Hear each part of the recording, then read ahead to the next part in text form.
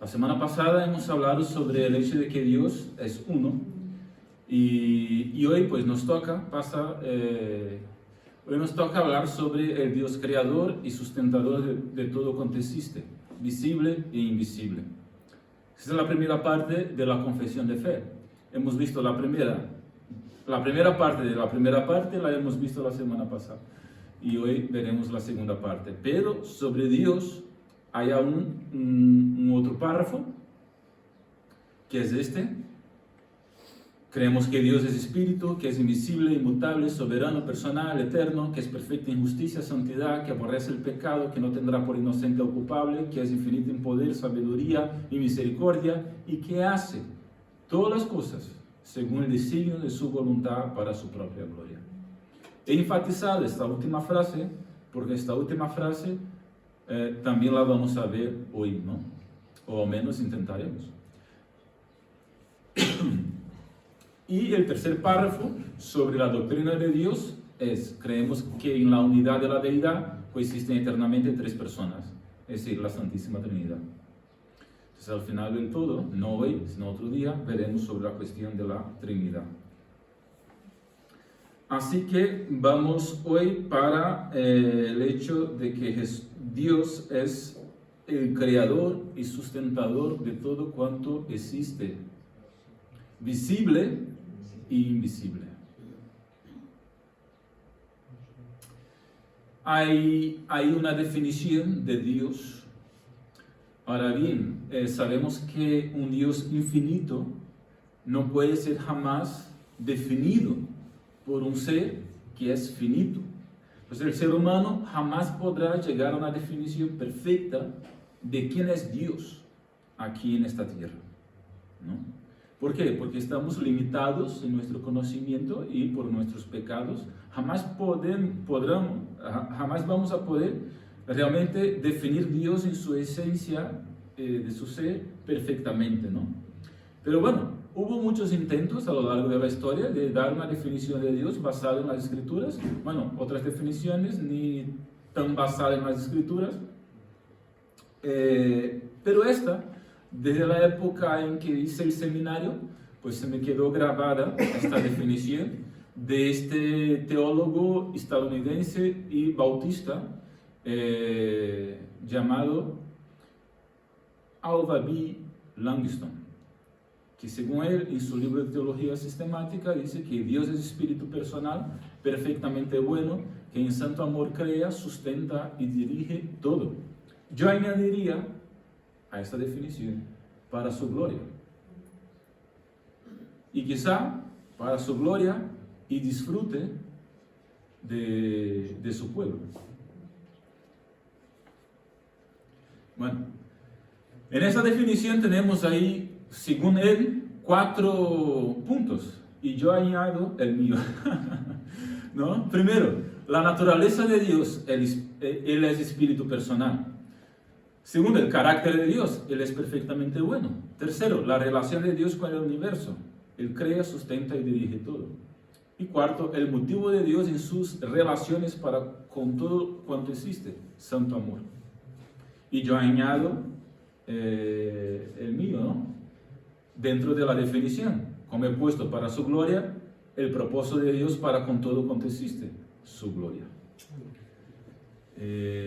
Vale, pues ya sabéis, sobre la naturaleza de Dios y el carácter de Dios hemos visto algo la semana pasada. Veremos algo sobre el motivo de Dios de crear todo y sustentar todo, su santo amor, un poco más adelante. Y hoy estamos en el punto de la relación de Dios con el universo. Él crea, sustenta y dirige todo. En nuestra confesión de fe no viene dirige todo. Simplemente viene Dios creador y sustentador de todo cuanto existe. Pero la frase que viene más al final, hace todas las cosas según el designio de su voluntad para su propia gloria, pues añade a la confesión lo que viene en la definición de Langston. Porque dirigir todo es hacer todas las cosas según el designio de su voluntad para su propia gloria. La confesión añade lo que a mí me parece bien de ser añadido a la definición de Langston, porque todo es para su gloria. Así que, obviamente, lo que tenemos como confesión de fe no está estructurada con base en esta definición que os he compartido aquí, entonces, pero mucho tiene que ver con eso, ¿no? Y por eso la he utilizado. Los tres textos bíblicos, los tres textos bíblicos que vienen ahí como base principal de esa doctrina, Dios es el creador y sustentador y dirige todo. Primero es el Génesis capítulo 1, versículo 1. En el principio creó Dios los cielos y la tierra. Un texto que todos conocemos, ¿no? Pero tiene mucha tela ahí en ese texto, ¿no? Segundo, Juan capítulo 1, versículo 1 y versículo 3. En el principio era la palabra estaba con Dios y la palabra era Dios. Todas las cosas fueron hechas por medio de la palabra y sin ella nada de lo que ha sido hecho fue hecho. Entonces, Dios creó todas las cosas, la palabra que estaba con Dios y que era Dios también creó todas las cosas. Y la palabra sabemos quién es. La palabra se hizo carne, versículo 14. Y vimos su gloria, gloria como la del unigénito del Padre. Juan 1:14.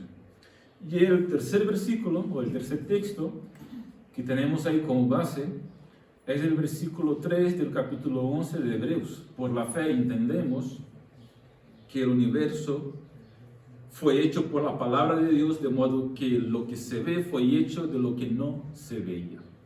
Bueno, aquí no entraremos en los detalles de los 6 días de la creación del mundo. Y no exploraremos tampoco el relato de la creación como en Génesis capítulo 1 y Génesis capítulo 2, sino que nos quedaremos simplemente con el versículo 1 de Génesis. Trataremos de la creación de manera general, ¿no? Mencionando diferentes textos y particularidades de la creación de Dios que son necesarias para nuestro aprendizaje aquí hoy, ¿no? Desde nuestro punto de vista, para mejor comprender mejor el hecho de que Dios es el creador, el sustentador y es quien dirige todo. Aquí tampoco, hoy, ¿no?, entraremos en la discusión respecto a las diferentes teorías, y enfatizo la palabra teorías científicas sobre el origen del universo. No es nuestro asunto aquí.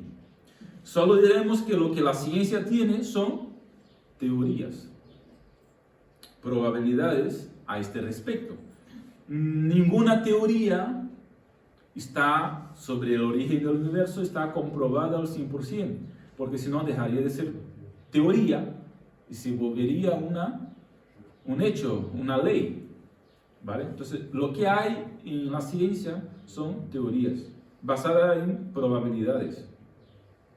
Y eso es lo que dice la ciencia.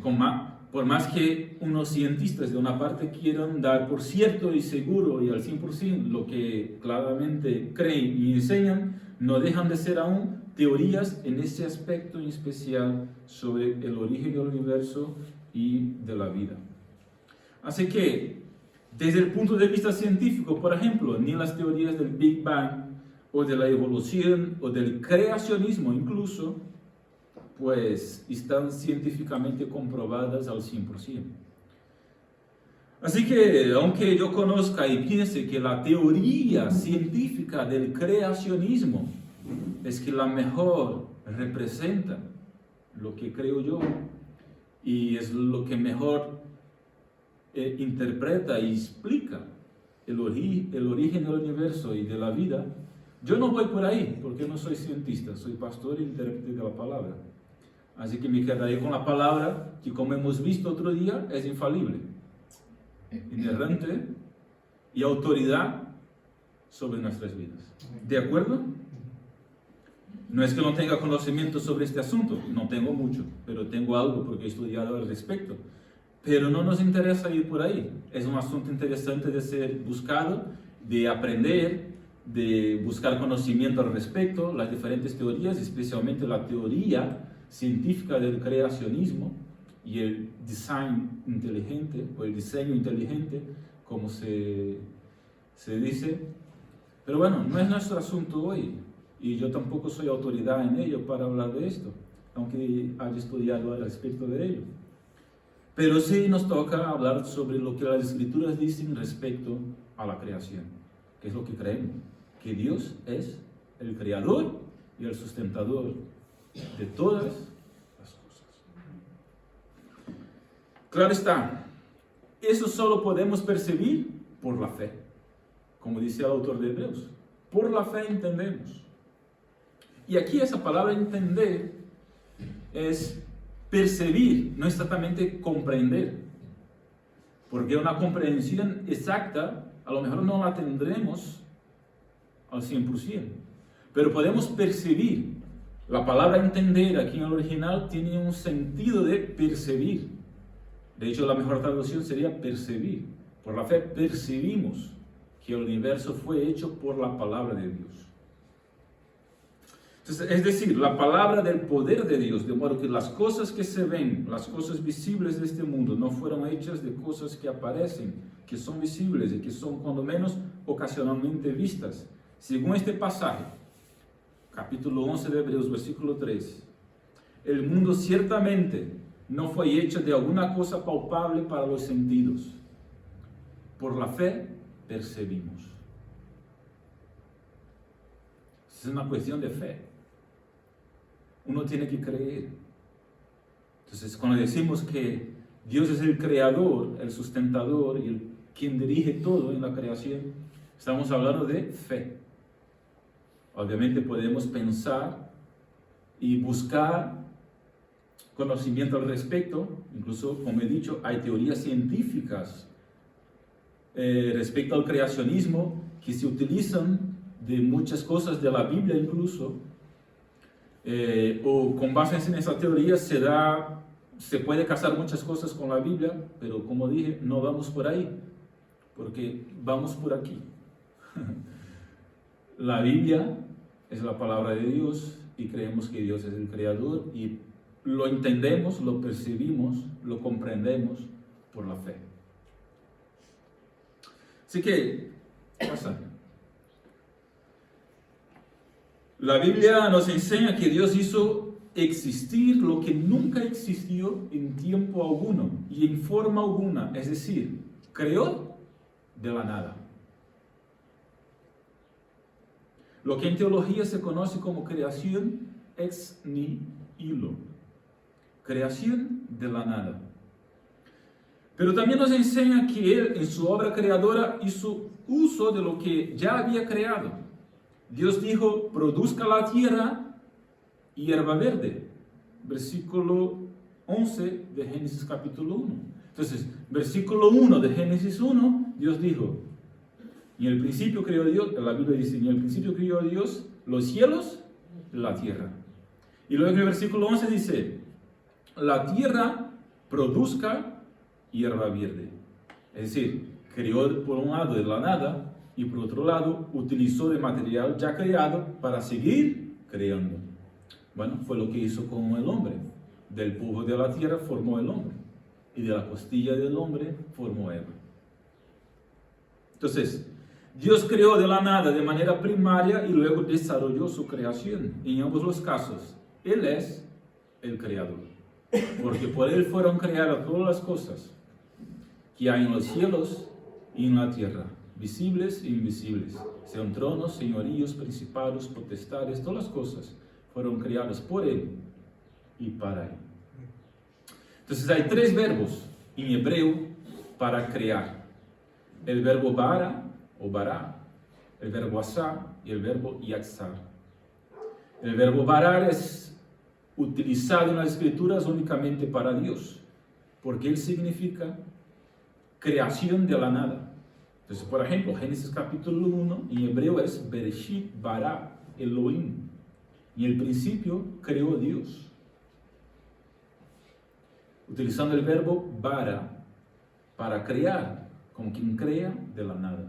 Luego los demás verbos, los otros dos, también son utilizados en las Escrituras y pueden ser utilizados pues en relación al hombre, porque el hombre crea también cosas de materia prima, especialmente el tercer verbo, yatzar, que es utilizado, por ejemplo, en aquel texto de Jeremías, cuando dice que el alfarero pues cogió el vaso, ¿no? Y iba dando forma y creaba el vaso. Entonces, ese es el verbo que es utilizado ahí, como que crea algo a partir de algo, ¿no? A partir de otra cosa. Eso es utilizado para el hombre y también para Dios, y el azar igual. Bueno, John Piper llama el mundo material creado por Dios de teatro de sus maravillas. Ya veremos por qué. De hecho, sabemos que Salmo 19, versículo 1, la creación proclama la gloria de Dios y el firmamento anuncia la obra de sus manos. Entonces, pasa. Ahí vamos a un otro punto. A partir, ya hemos dicho sobre las tres formas de crear, ¿no?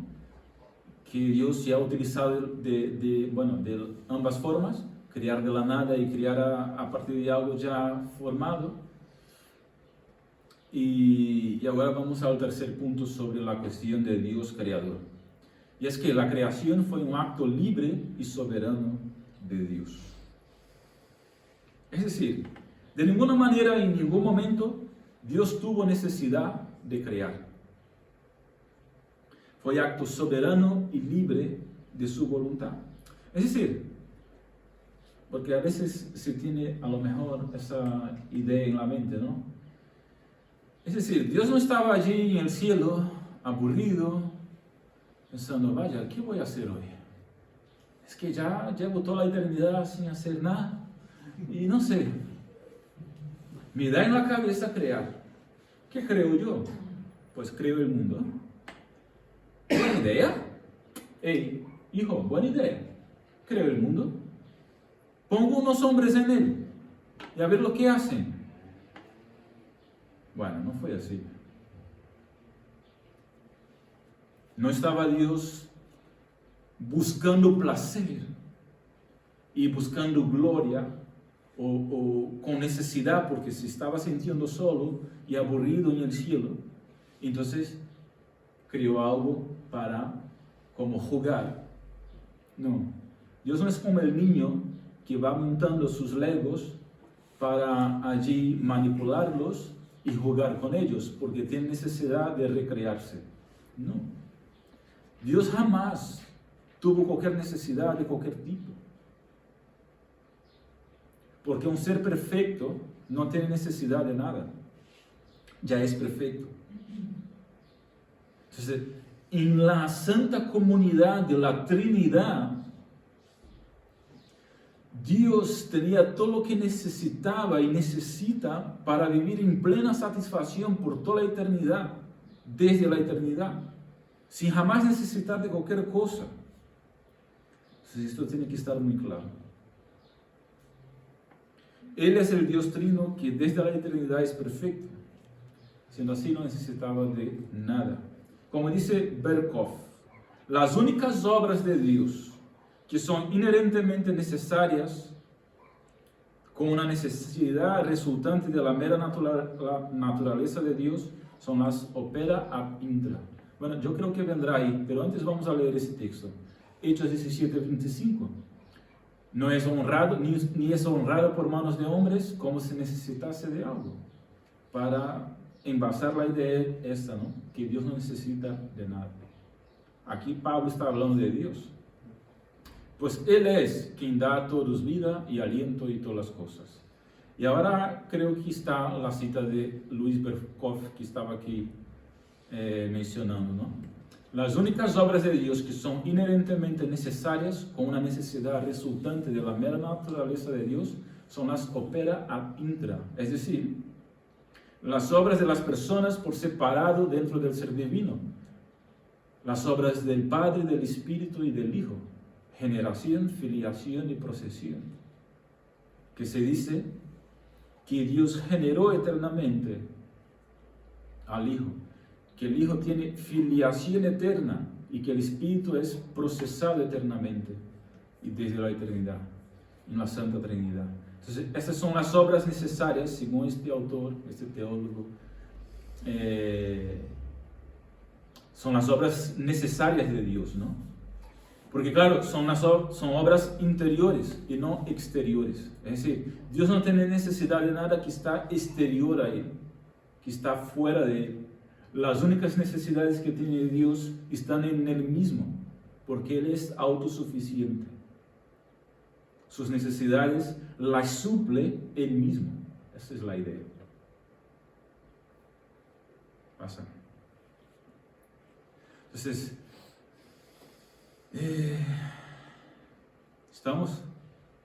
ya os comentaba yo, ¿no?, que aquí estamos intentando profundizar un poquito más en los domingos por la tarde en algunas doctrinas, ¿no? Y así que vamos a por ello. Segundo punto ahí, o cuarto punto, ¿no?, sobre la cuestión del Dios creador. La creación es un acto histórico y temporal de Dios, porque en 6 días hizo el Señor los cielos y la tierra y el mar y todas las cosas que en ellos hay, y reposó el séptimo. Es decir, todas las escrituras toman la creación original como acto histórico, temporal, no como una alegoría de algo que ocurrió. Así que lo que estamos diciendo, o lo que estoy diciendo yo, es que el relato de Génesis no es una simbología, no es una alegoría, no es una metáfora de lo que pudo haber ocurrido. Tampoco es un relato adaptado al lenguaje religioso o algo por el estilo. Es un relato que se hizo como testimonio histórico y temporal de lo que Dios hizo al principio de todo, tal como viene escrito. Y así se le considera en las Escrituras. Tengo este pasaje y muchos otros aquí. Claro está que para percibirlo de esta forma hay que tener fe. Hebreos capítulo 11, versículo 3. También quiere decir que el tiempo mismo, en la forma como lo comprendemos, es una creación de Dios. El tiempo. La Biblia comienza con una frase muy sencilla. En el principio creó Dios los cielos y la tierra. ¿En el principio de qué? ¿En el principio de qué? Como libro que habla a toda clase de gente, emplea el lenguaje ordinario de la vida diaria y no las expresiones técnicas de la filosofía, etc. Bueno, en el principio de todas las cosas temporales y aún del tiempo mismo, en el principio de todo lo creado. Para nosotros, a lo mejor los seres humanos, es muy complicado pensar fuera del tiempo. No creo que sea posible, a lo mejor. No sé. Porque nosotros estamos formados para esto. Y lo que pasa de esto es aquí de nuestra capacidad. Entonces, pensamos según las 24 horas del día. El sol, la luna, el día y la mañana, el día y la noche. Y por ahí vamos. Pero Dios no está sujeto a esto, porque Él creó esto. Entonces, Dios está en el tiempo porque ha creado el tiempo y está aquí. Pero Dios está aparte del tiempo mismo.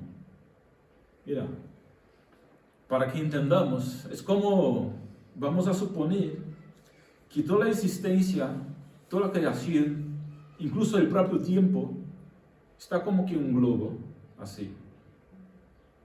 Y aquí está la línea del tiempo, principio y fin. ¿Dónde está Dios? ¿Dentro del globo? No, fuera. Interviene dentro del globo, actúa, vive ahí, porque es omnipresente. Pero no está sujeto a eso, está aparte. Por eso ve de eternidad a eternidad. Por eso ve pasado, presente y futuro. Por eso es omnisciente. presciente, todo lo siguiente posible. Porque todo fue creado por Él y está bajo su supervisión y en ese sentido control también. Lo tiene en sus manos. Es Dios. ¿Qué vamos a decir? Entonces, ahora viene la pregunta, o alguien podría preguntar, no, vale, pues si es así, ¿qué al fin de cuentas hacía Dios antes de crear? Todo. ¿Qué hacía Dios antes de crear? ¿Qué hacía Dios antes de crear? ¿Sabes que iba a crear? Muy bien. Pues ni idea de lo que hacía. No importa la verdad para nosotros o para mí. Todo lo que podamos hablar es especulación y sugerencia. Porque no tiene principio ni fin, ni final. Es decir, Dios siempre ha existido. La creación tuvo un principio. ¿Qué hacía Dios antes? Pues da igual lo que hacía, estaba bien, era Dios. Me da igual a mí. Lo importante es que Él era Dios, sigue siendo Dios, no necesitaba crear, un día decidió, no sabemos cómo, pero sabemos por qué, para su gloria. Sabemos que nos ama, y etc. Sabemos un montón de cosas más que la Biblia nos enseña y que veremos más adelante. Entonces, ¿Dios era inactivo? No, porque Dios actuaba en la comunidad de la Trinidad. De hecho, Dios es amor. ¿Cómo puede uno amar? ¿Cómo puede para que uno ame, hace falta otra persona, ¿verdad? Porque yo amo a otra persona. Y uno puede preguntarse, pero bueno, si Dios es amor y hubo un día en la eternidad que no existía nadie, ¿a quién amaba a Dios? Amaba a Dios, al Hijo, al Espíritu Santo y al Padre. Era una comunidad de amor. De hecho no era. Y actuaban en amor entre sí. Y siempre fueron suficientes uno para el otro. Y siempre seguirán siendo suficientes uno para el otro. Nunca han tenido necesidad de nada. Nunca tendrán necesidad de nada. Todo lo que nos ha dado Dios desde la Trinidad a nosotros es fruto de su gracia y de su amor. Y todo lo que podamos hacer es privilegio de nuestra parte. Él es Dios, nosotros somos hombres. Así que Él es eterno y lo que viene haciendo desde la eternidad lo sabrá Él y está bien. Está bien. Pasa. Otro puntito. La creación es un acto del Dios Trino. No vamos a detenernos mucho aquí porque sobre la Trinidad en específico veremos más adelante, ¿vale? Lo único aquí que vamos a mencionar es que en el proceso de crear todas las cosas, pues el Dios Trino estuvo actuando, del Padre con el Hijo con el Espíritu Santo. Por ejemplo, el Espíritu de Dios se movía sobre la superficie de las aguas. En todas las Escrituras se señala y se enfatiza más el Dios Padre creando todas las cosas. Entonces ahí hay innumerables textos a ese respecto. Pero aquí vemos el Espíritu de Dios, el Espíritu Santo. Y el versículo 2. En el versículo 26 tenemos la famosa frase, hagamos, porque está allí en el plural. Porque está allí el Padre, el Hijo y el Espíritu Santo. No es porque Dios son varios dioses, sino para enfatizar que estaba el Padre, el Hijo y el Espíritu Santo creando el hombre a su imagen y semejanza. Así que, como dije,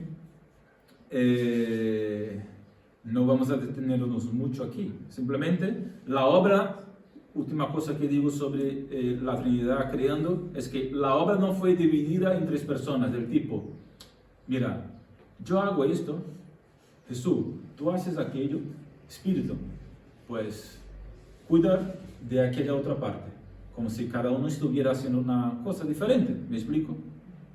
Como un maestro de obras que viene y reparte las funciones. Es que Dios no se divide, lo hemos visto, ¿no?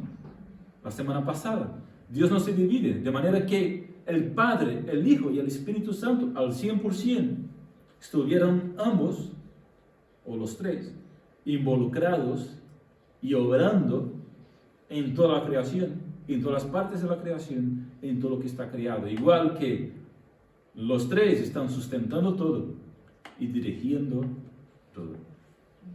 Pasa.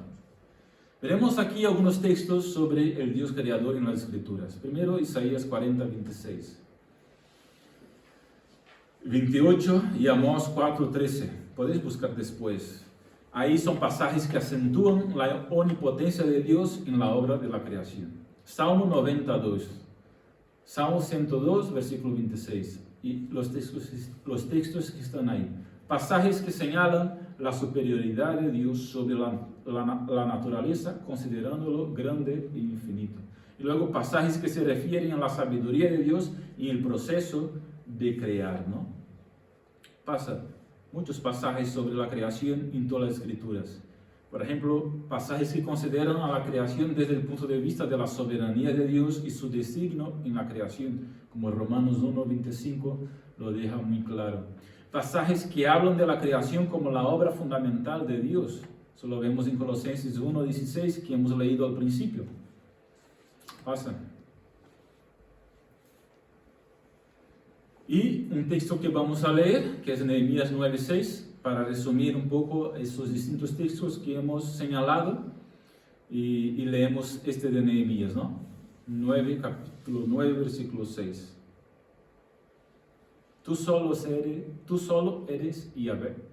Tú hiciste los cielos y los cielos de los cielos. Es decir, lo que vemos y lo que no podemos ver. El universo del universo, las galaxias, todo. Con todo su ejército, la tierra y todo lo que está en ella, los mares y todo lo que hay en ellos. Tú vivificas todas estas cosas. Los ejércitos de los cielos te adoran.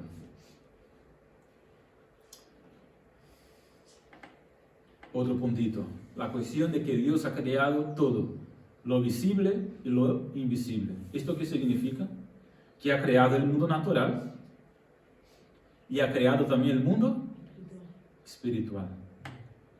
Eso implica las almas o los espíritus de los hombres, del ser humano, y esto implica también la creación de los ángeles, y obviamente los ángeles que se han caído, los demonios y el propio Satanás. Bueno, sobre ese tema veremos más adelante, así que no voy aquí a profundizarme en esto, sobre lo que significa o cómo ha creado y lo que implica la creación de los seres espirituales, especialmente los ángeles y especialmente los demonios y Satanás.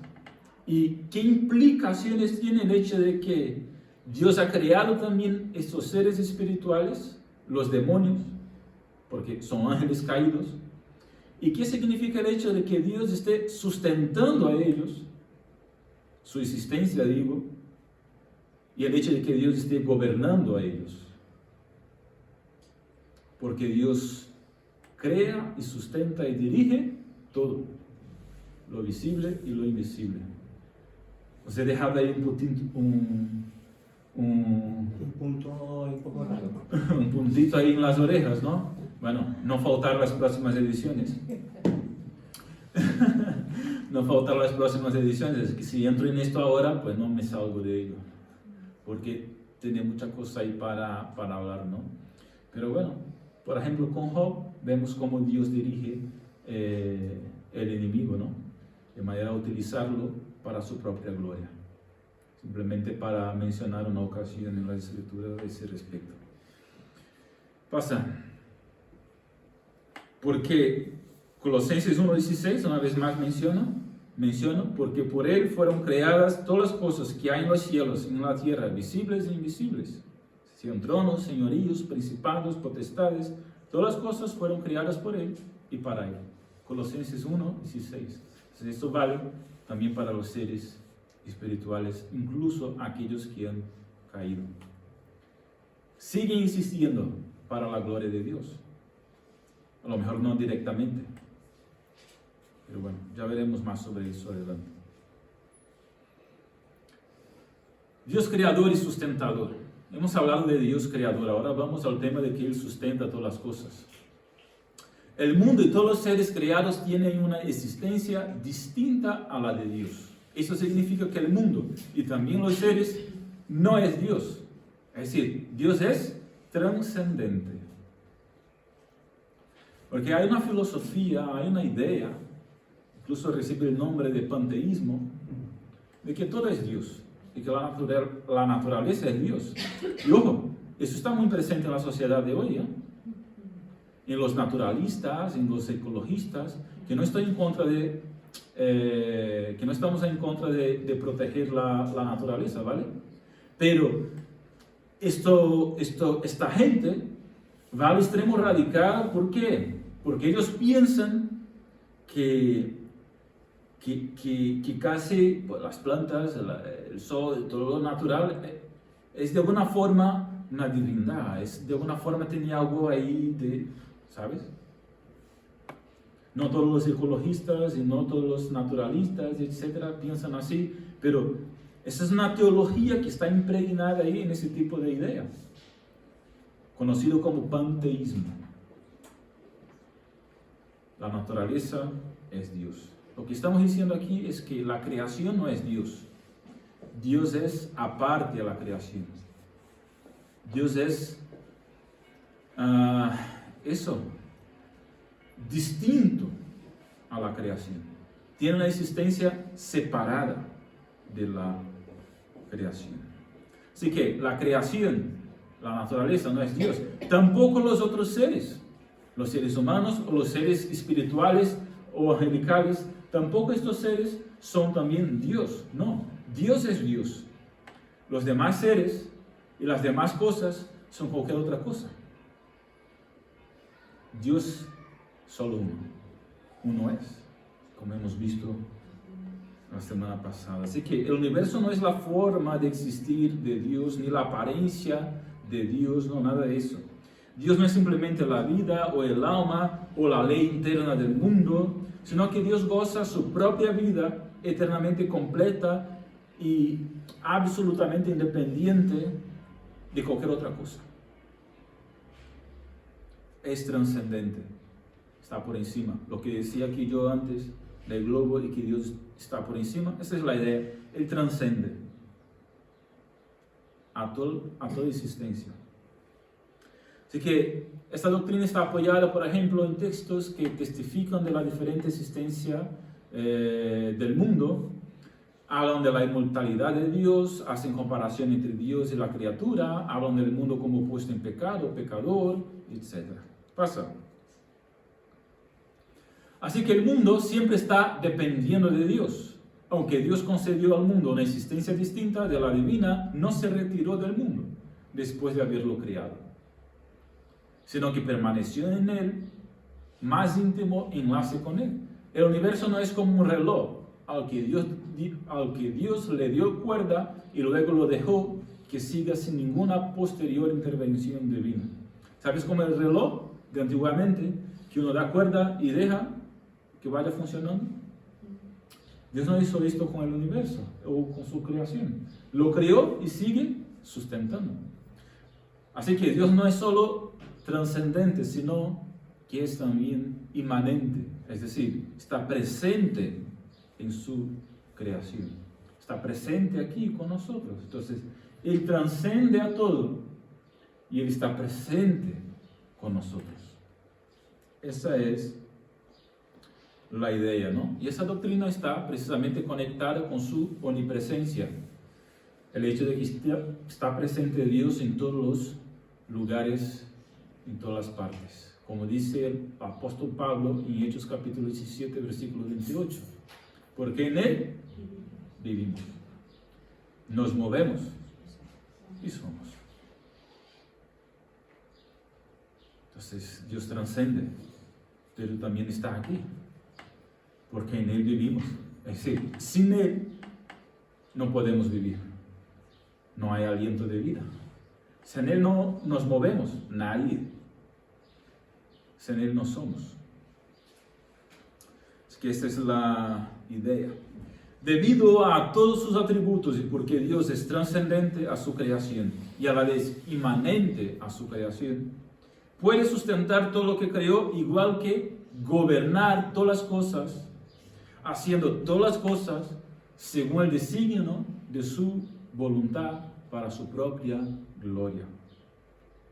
Así que con la ayuda de John Piper, quiero daros aquí, quiero profundizar aquí un poco más lo que viene ahí en este párrafo que he acabado de leer, ¿no? Y quiero daros dos razones prácticas por las cuales es importante entender a Dios como el creador, el sustentador y el gobernador de todo. Pasa, dos razones prácticas. Primero, porque es el mundo natural que amenaza con perjudicarnos más constantemente que cualquier peligro de accidente humano, asalto o guerra. Los peligros de otras personas son reales y pueden prevalecer durante algún tiempo en algunos lugares, pero los peligros de ataque cardíaco, accidente cerebrovascular, cáncer, neumonía, diabetes, malaria, virus, etcétera, están siempre presentes ahí. Terremotos, tsunamis, etcétera. Porque es importante entender que Dios cría, sustenta y gobierna todo. Porque los males que están en la naturaleza son los que más nos afectan. Y uno se pregunta, pero bueno, si Dios creó todo esto, está sustentando todo esto y está gobernando todo esto, ¿por qué estos males nos afectan tanto? Entonces, una razón práctica para entender esa doctrina. Segunda razón práctica,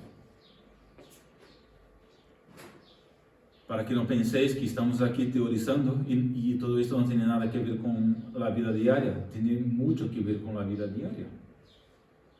Si no vemos en la Escritura el cuidado personal del gobierno de Dios sobre el mundo natural que Él creó y sustenta, no veremos sus propósitos en ese gobierno. Es decir, alguien puede tener un propósito para una piedra, como matar a Goliat, por ejemplo. David mató a Goliat con una piedra, ¿no? Tenía un propósito para las piedras que eligió, matar a Goliat. Pero si alguien no tiene control sobre la piedra, el propósito se convierte apenas en una esperanza, no en una certeza. Nuestro argumento aquí es que, aunque David, por un lado, con su onda, solo podría haber esperado a que su piedra derribara a Goliat, porque su control no estaba completo, Dios, por otro lado, tiene más que esperanza para sus propósitos en su creación. Él sabe lo que va a ocurrir. Él tiene control sobre lo que va a ocurrir. Él gobierna lo que va a ocurrir. Es decir, Él es completo en su control. Por lo tanto, nuestra confianza en los propósitos de la providencia de Dios en la naturaleza puede ser total. Dios no espera que una piedra mate a Goliat. Si Dios tiene el propósito que esta piedra cumpla esta función, va a ocurrir, sí o sí, no hay dudas. O si no, Dios no es Dios, es cualquier otra cosa. Así que, si no vemos en las Escrituras el cuidado personal del gobierno de Dios sobre el mundo, que Él creó y sustenta y gobierna, pues no veremos sus propósitos ahí. Y no veremos tampoco sus propósitos para nuestras vidas. Pasa. Así que Dios sustenta y gobierna todo lo creado, haciendo todas las cosas según el designio de su voluntad. Vemos en la Biblia la relación permanente de Dios con la naturaleza, de tal manera que puede llamarse un creador continuo, y de tal manera que ningún proceso o evento natural es tan irrelevante que esté fuera del designio de su voluntad. Y el designio de su voluntad tomamos esta expresión de Efesios capítulo 1, versículo 11. ¿Vale? Pero lo que vamos a leer ahora es el Salmo 104, así que si tienes tu Biblia ahí, ese texto no he traído ahí en la pantalla, sino que lo vamos a leer en nuestras Biblias. Salmo 104.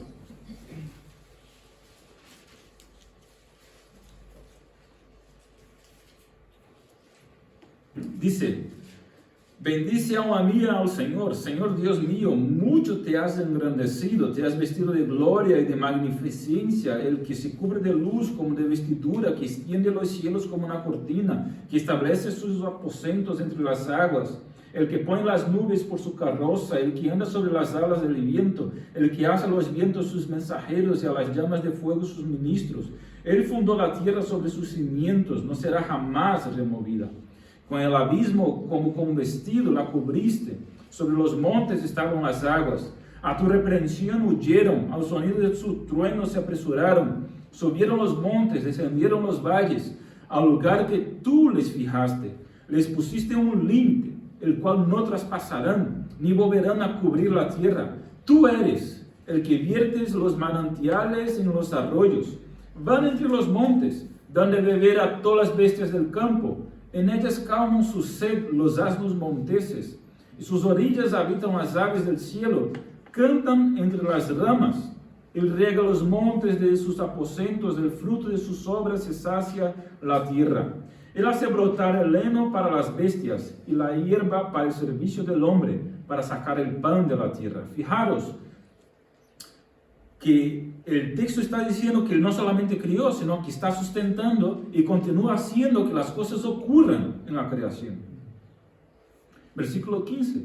El vino que alegra el corazón del hombre, el aceite que hace brillar el rostro y el pan que sustenta la vida del hombre,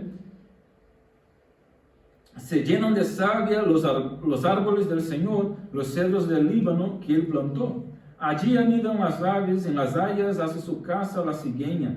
Los montes altos son para las cabras monteses, las peñas para madrigueras de los conejos. Hizo la luna para los tiempos, el sol conoce su ocaso. Pones las tinieblas y es de noche. En ella corretean todas las bestias de la selva. Los leoncillos rugen tras la presa y reclaman de Dios su comida. Sale el sol, se recogen y se echan en sus cuevas. Sale el hombre a su labor y a su labranza hasta la tarde. Cuán innumerables son tus obras, Señor. Hiciste todas ellas con sabiduría. La tierra está llena de tus beneficios. He allí el grande y ancho mar, en donde se mueven seres innumerables, seres pequeños y grandes. Allí los surcan las naves. Allí este leviatán que existe para jugar con él. Fijaros qué expresión. Allí existe el leviatán para jugar con él. Todos ellos esperan en ti para que les des la comida a su tiempo. Tú les das y ellos recogen, abres tus manos y se sacian de bien, escondes tu rostro y se turban, les quitas el hálito, dejan de ser y vuelven al polvo. Dios gobierna la vida y la muerte de estos seres. Envías tu espíritu, son creados, renuevas la faz de la tierra. Sea la gloria del Señor para siempre. Alégrese el Señor en sus obras, Él mira a la tierra y ella tiembla. Toca los montes y humean. Al Señor cantaré mi vida, mi Dios, cantaré salmos mientras viva. Dulce será mi meditación en Él. Yo me regocijaré en el Señor. Sean consumidos de la tierra los pecadores y los impíos dejen de ser. Bendice alma mía al Señor. Aleluya. Amén. Ese es el Dios creador y sustentador de todas las cosas. Hizo incluso el leviatán para jugar con él. La tierra y el mar están llenos de criaturas que Dios hizo. Este hacer no solo sucedió al comienzo, sino cada vez que un animal llega a la existencia, Dios está activo en esta creación. Es lo que el Salmo dice. Sabemos que el Salmo tiene connotación poética, pero expresa verdad. Dios está activo en esta creación. Envías tu espíritu, son creados. El salmista quiere que le atribuyamos el surgimiento siempre recurrente de la vida animal a la obra de creación continua del Dios creador y sustentador de todas las cosas. Esa es la verdad del texto, punto. Pasa. Así que Dios cubre los cielos de nubes, prepara la lluvia para la tierra, hace brotar hierba, da alimento a los animales, a los hijos de los cuervos cuando claman. Proverbios 20, el oído que oye y el ojo que ve, el Señor los hizo, tanto uno como el otro. Porque has formado mi interior, me has tejido en el seno de mi madre. Es decir, también el hombre, Dios está activo en su proceso de creación. Porque el salmista dice, me has formado en mi interior. Me has tejido en el seno de mi madre. Hay un proceso natural en el surgimiento de las nuevas vidas, animales y humanas. Pero esto no significa que Dios no está metido ahí. ¿De qué forma? Misteriosa será, pero está ahí sustentando y obrando en estos procesos. Esa es la idea del texto, ¿no? Muy bien. Pasa. El designio de su voluntad. Dios creó, sustenta y cumple su designio para con la tierra. Dice, yo hice la tierra, dice el Señor. Por lo tanto, Dios posee la tierra, ella le pertenece para que Él lo haga como le aplace. ¿Qué más? Al Señor pertenece la tierra y todo lo que contiene en ella. Entonces, aquí empezamos a ver que Dios sustenta y cumple el designio de su voluntad para con la tierra en general. Pasa. Otro texto hablando de lo mismo. Pasa, voy a adelantar un poco. Otros textos hablando del mismo, que Dios cumple su designio para con la tierra. Voy a adelantar un poco más, si no se nos va el tiempo. Pues mira, otros textos hablando de lo mismo, que Dios es gobernante sobre la tierra. Pues ejemplo con Corea, Datán y Abirán. Pasa. La idea es, pues, otros dos textos, ¿no? Espera ahí que eso es interesante. La idea es, todos los miles de millones de ojos y oídos en este planeta fueron hechos por Dios. No solo planeados en el comienzo del mundo, sino hechos en el vientre. Así que el punto de vista bíblico sobre el mundo es que la hierba, la lluvia, las fuentes de agua, los oídos, los ojos, todo lo demás son obras de las manos de Dios. Y ahí vemos, Dios es aquel sobre quien Job dijo, al final de sus aflicciones, ninguno de tus planes puede ser frustrado. Él es el que dice, mi consejo permanecerá en pie, haré toda mi voluntad. Por lo tanto, si un terremoto destruye una ciudad, eso fue del Señor. Porque el Señor dijo, ¿sucederá algo malo a la ciudad sin que el Señor lo haya hecho? Luego veremos las implicaciones de esto, calma. Pero Amós dijo, ¿sucederá algo mal a la ciudad sin que el Señor lo haya hecho? Pues la respuesta obvia es no.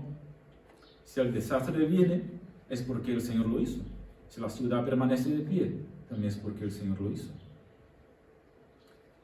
Es el que el texto nos deja entender, nada más que esto. Pasa. El designio de Dios para con el agua. Jesús reprendió el agua, Jesús andó sobre la mar, y Dios dividió el mar en dos, y por ahí va. Muchos textos pasan. Voy a adelantarme un poco aquí también, porque creo que está claro que Dios tiene su designio y cumple su voluntad para con el agua, y hay muchos ejemplos de estos en las Escrituras, y aquí lo tenemos. Pasa una vez más. Agua que se vuelve en sangre, que emana de una roca, que hace que el hacha fluctúe, etc. En las Escrituras tenemos varios pasajes que nos dejan claro que Él sigue controlando el agua, que Él creó y sustenta. Él sigue controlando la tierra, que Él creó y sustenta. Y también Él sigue controlando el viento, que Él creó y sustenta. Hizo calmar el viento, trajeron plaga al Egipto, etc. Él sigue controlando el viento que Él creó y sustenta. Pasa. Él también sigue controlando el fuego que Él creó y sustenta.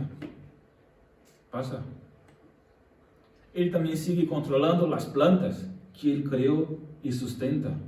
Vemos esto en la historia de Jonás. Vemos esto cada día. Las plantas que nacen y crecen, los granos que obedecen a Dios en el campo, pasa. En los procesos naturales que Dios dejó para que eso ocurriera. Vale.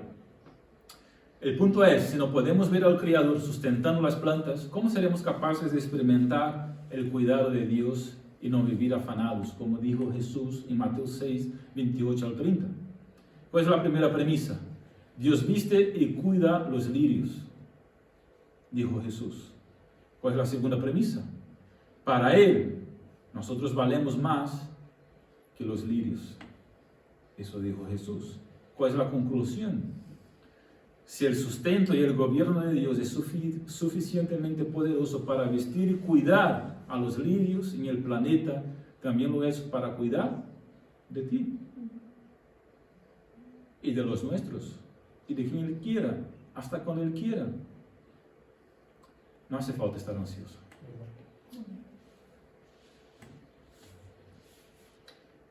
Es una doctrina bastante profunda, pero aquí está una cuestión práctica. No hace falta estar ansioso. Él cuida de todo, está gobernando todo, está sustentando todo, lo creó todo. Y Jesús da este ejemplo para decir, mira, tranquilo, tranquilo. Ya llevamos esto a la práctica y nos quedamos ansiosos. ¿Por qué? Deberíamos profundizarnos más en este control de Dios, en este gobierno de Dios sobre el mundo, sobre la naturaleza, sobre sus cosas creadas. Y percibirlo de esta forma por la fe. Y esto nos dejaría más tranquilos y menos afanosos. Pasa. Su designio para con los animales. No voy a leer tampoco todo, pues que están ahí muchos textos y muchas ideas, pero por ejemplo, las pescaderías milagrosas. Cuando habló la jumenta de Balaán, pues ahí vemos en las escrituras que Dios controla los animales. Pasa. Mateo 6:26, Jesús utiliza la misma lógica de los lirios con las aves, ¿no? Jesús espera que podamos vencer el temor basado en la misma lógica con los lirios del campo al pensar en las aves del cielo. Premisa 1, Dios alimenta las aves del cielo. Premisa 2, para Él valemos más que cualquier ave del cielo. Conclusión obvia. Dios nos dará todo lo que necesitamos para realizar todos sus propósitos, que es la base del mandamiento de Mateo 6:33. Buscar primero el reino y su justicia. ¿Cómo lo hago? Tranquilo, que Dios te dará todo lo necesario para que lo hagas. Porque si Él alimenta las aves de los cielos y tú vales más, tranquilo, que te va a alimentar. Él te dará lo que necesitas. Esa es la idea. Pasa.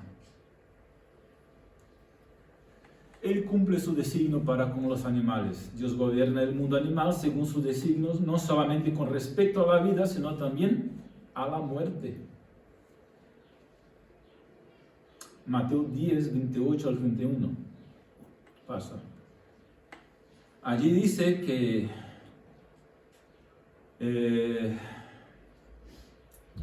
si quieres abrir Mateo 10, 28, para saber, es muy importante esas cosas porque llegamos al punto práctico de todo lo que hemos estado aquí hablando, ¿no? Mateo 10, 28. No temáis a los que matan el cuerpo, pero no pueden matar el alma, temed más bien a aquel que puede destruir el alma y el cuerpo en el infierno. ¿No se venden dos pajarillos por unas pocas monedas? Pese a todo, ninguno de ellos cae a la tierra sin el permiso de vuestro Padre. Ni un pajarillo cae muerto en la tierra sin el permiso de vuestro Padre. Eso significa que Dios está controlando la vida animal y la muerte de los animales según el designio de su voluntad. De manera que no cae uno siquiera. Si Dios no dice, sí, puede caer. ¿Cómo aplica Jesús? Pues bien, aunque vuestros cabellos están todos contados, aún vuestros cabellos están todos contados. Así que no temáis, vosotros valéis mucho más que los pajarillos. Sí, Dios controla también nuestra muerte. Y nosotros valemos más que los pajarillos, así que tranquilo. Mira, premisa 1. Dios sustenta y gobierna según el designio de su voluntad los eventos menos significativos del mundo que creó, incluso la muerte de un pajarillo. 2. Para Él, sus discípulos son mucho más preciosos que cualquier ave. Claro está. Valéis más que cada pajarillo. Premisa 3. Dios está pendiente de nosotros, sus discípulos, con cuidado meticuloso, contando hasta mismo los pelos de la cabeza de cada uno de nosotros. ¿Qué estamos temiendo? ¿Para qué temer? ¿Dónde está el miedo? Así que seamos valientes en la gloriosa causa del Señor en este mundo. Porque si Dios está por nosotros, ¿quién contra nosotros? Si no cae un pajarillo, si el Señor no permite. Si valemos más que el pajarillo. Si los cabellos de nuestra cabeza están contados, incluso los que están canosos. ¿Sabe cuáles son los pelos de cana y cuáles son los negros? Sabe todo. Dice, pero bueno, tú vales más, así que no temas. Cumple lo que estoy diciéndote para cumplir en este mundo. No tengas miedo, porque el día que sea, pues, vendrás conmigo. No antes ni después. Eso es muy importante que sepamos. Ni antes ni después. Vaya, pasa. Yo sé que lo que estoy aquí diciendo es tela. Yo sé de esto. Vale, pues, entonces, la Biblia nos dirige a una cosmovisión en la que ningún elemento o evento natural existe ni opera de forma aleatoria, o solo según las llamadas leyes de la naturaleza. La cosmovisión bíblica se centra en Dios. Dios es Dios, Dios es Señor. Él creó, sustenta y gobierna. En la naturaleza creada por Dios, nada sucede sin su providencia sabia, justa y graciosa, al sustentar su creación y hacer con que todo cumpla el designio de su voluntad. Así, nada, absolutamente nada, está fuera del interés y la orientación de Dios. De hecho, sus caminos son para nosotros a menudo inescrutables. Romanos 11:33. Es decir, no lo comprendemos. Y yo sé que algunas cosas de aquí que acabo de decir, ni mismo yo comprendo muy bien. Pero lo que tengo que decir es lo que viene recogido en la Escritura. Son caminos inescrutables. No llegaremos a la comprensión al 100%. Pero el cuadro bíblico del mundo natural es radiante con la realidad de que de Él, y a través de Él, y para Él, son todas las cosas. Y Él va a cumplir su propósito. A Él pues la gloria eternamente. Amén. ¿Estamos? Pasa. No se ha terminado aún. Ya casi. ¿Vale?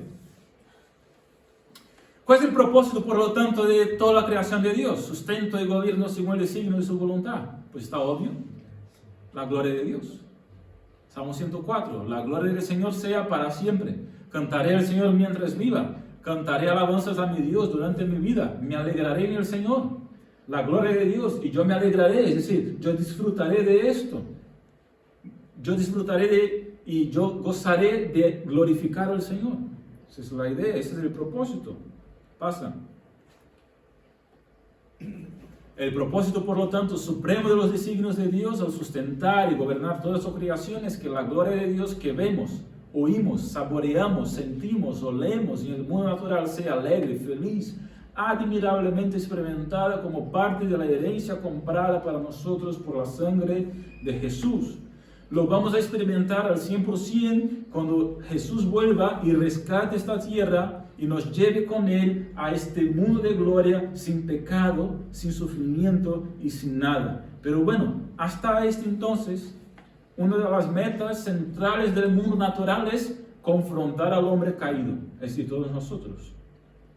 Con tantos misterios gobernados por Dios que nuestra boca se quede callada y dejemos de buscar encontrar fallas en Dios. Fue eso que pasó con Job. Job tenía muchas dudas, muchos cuestionamientos, porque estaba pasando lo peor en su vida y fenómenos de la naturaleza han matado a sus hijos, han traído enfermedad para él, él ha perdido todo. Y estaba en crisis y cuestiona a Dios, pero Dios, ¿y esto? Y Dios empieza a contestar Job, ¿con qué? Con preguntas acerca de los misterios de la naturaleza. Preguntas tales como, Job, ¿dónde estabas tú cuando yo puse límites al mar? ¿Dónde estabas tú, Job, cuando yo creé esto y aquello? Y empieza Dios, hasta que Job pasa. Entiende lo que todos nosotros deberíamos entender, hasta que Job entiende lo que cualquiera que ponga al Señor en el banquillo y le acuse de error sobre cómo administra su mundo, su creación, pues tenga que llegar también a concluir o decir, Job dijo, soy indigno, ¿qué te respondería yo? Es que me meto la mano en la boca. Una vez hablé y no replicaré, de hecho 2 veces, pero no continuaré, me callo. Entonces, cuando vemos los misterios de Dios en la creación y el sustento y el gobierno del mundo, tenemos que hacer como Job. Me callo. Porque hay cosas que no comprendo, pero quiero glorificarte por ello. Y esto es todo, el propósito. Dijo Job, bien sé que todo puedes, y ninguno, ni siquiera uno, de tus planes puede ser frustrado. ¿Sabes lo que eso significa? Es que ninguno. El plan de Dios para ti, el plan de Dios para los animales, el plan de Dios para los ríos, el plan de Dios para las aves, para cualquier cosa, para toda la creación, para todo el universo, el plan de Dios para todo. Ningún plan tuyo, Señor, puede ser frustrado. Llevarás a cabo lo que quieras, sí o sí, no hay dudas. Así que me aborrezco y me arrepiento en el polvo y la ceniza. Glorias a ti, Señor. Ya está. ¿Alguna pregunta? Ahora he terminado. Estaba diciendo antes, en otras predicaciones, que eso es un preditaller. Es que a veces termina así, pareciendo una predicación que casi apelo, ¿no? Pero ahora quiero volver al taller, ¿no? Y preguntar si alguien tiene alguna pregunta o duda respecto de lo que hemos hablado. Y si yo puedo contestar, pues intento contestar sobre el tema que hemos aquí hablado hoy. O se quedó muy bien dicho, o ni tanto. No me he enterado de nada, ¿no? No os habéis enterado de nada, pero después de 1 hora aquí escuchándome, sé que a lo mejor he sido un poquito pesado, pero bueno. Solamente yo quisiera aportar que vemos en la 2 de Televisión Española siempre documentales sobre animales. Me gusta ver esos documentales acerca de los peces que circulan por el fondo del mar. Unas cosas impresionantes, preciosas. Imposible de imaginar que eso haya sido producto de una evolución o producto de la mano del hombre. Hoy día, una vez más me he convencido de que esa belleza, esa hermosura, eso que es imposible, de que solamente pudo haber sido hecho por la palabra de Dios. Solamente Dios hablando puede hacer algo así. Eso es así. Imposible que sea de otra manera. Es que es tan hermoso, es tan perfecto, que solamente Dios hablando puede haber hecho eso. Tan claro como un mar cristalino. Nunca mejor dicho. Cuando estaba diciendo lo de los cabellos blancos y los cabellos, que todos los cabellos están contados. Estabas pensando que no tienes canas ninguna. No, sí tengo. Pintado no tengo. Perfectamente Dios es poderoso, infinito y puede hacerlo perfectamente, contar cada cabello de nosotros. Pero yo creo, a mí me queda más en la mente que nos quiere decir con eso que Él tiene el control de todo, e incluso los más mínimos detalles, tiene el control de todo. Así es.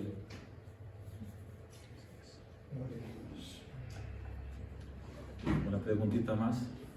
¿O hay preguntas que no quieres hacer porque estás con miedo de hacerlas? Yo he buscado Leviatán, Sí. pero ¿existe? No, eso fue que existió, ¿no? A lo mejor está jugando con el Señor ahora mismo porque se lo ha creado para que juegue con Él. Que ese ¿no? fue la primera que me leí Leviatán y lo he buscado y parece que era que existió que se menciona en la Biblia, ahora me parece ser que no existe, murió. O se parece a algo.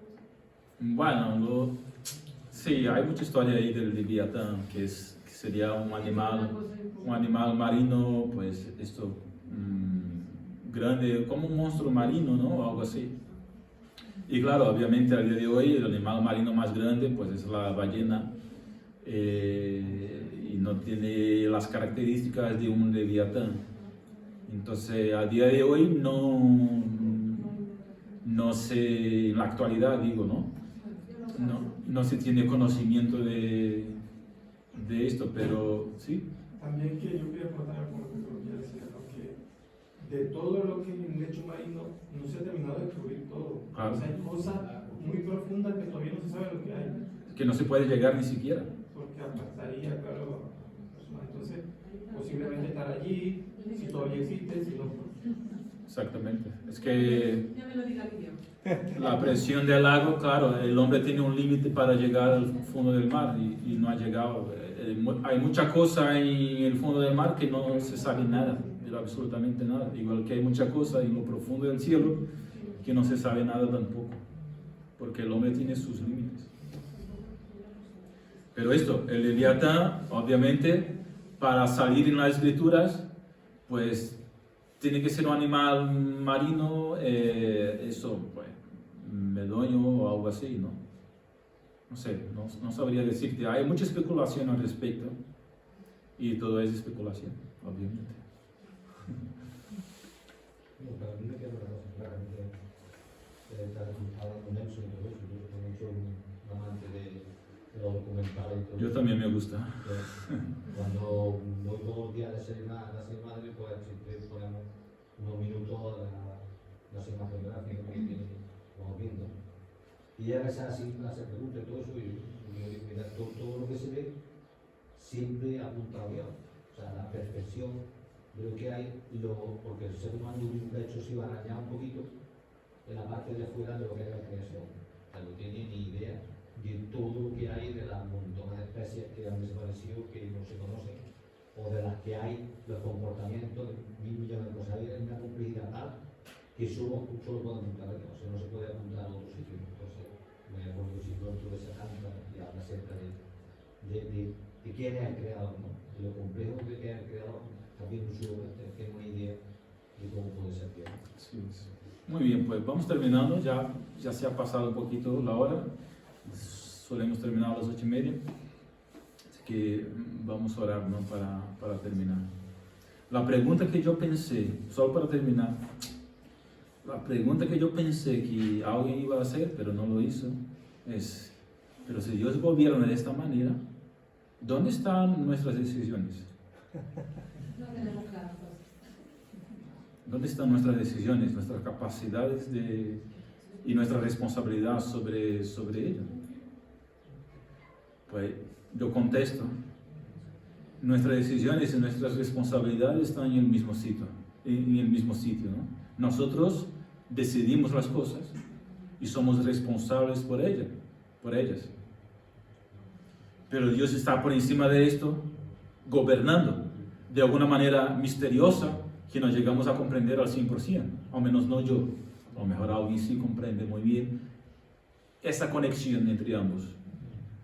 Yo no llego a comprender al 100%, y aquí os digo claramente sin problema. Pero las dos realidades son verdad, porque las escrituras lo dejan claro. Y en ese sentido son las paradojas que hay en las escrituras, las cuales están ahí. Esa es una de ellas, y hay muchas otras. Y eso no significa que ambas verdades sean contradictorias. Más bien significa que nosotros no logramos conjugarlas, pero que se pueden conjugar perfectamente en la mente del Dios sabio y todopoderoso. Nosotros simplemente tenemos que glorificarle a Él por su sabiduría, creación, sustento y gobierno, y nosotros pues responsabilizarnos por nuestras decisiones. Nos ponemos en pie para orar. José, ¿puedes pasar aquí y orar?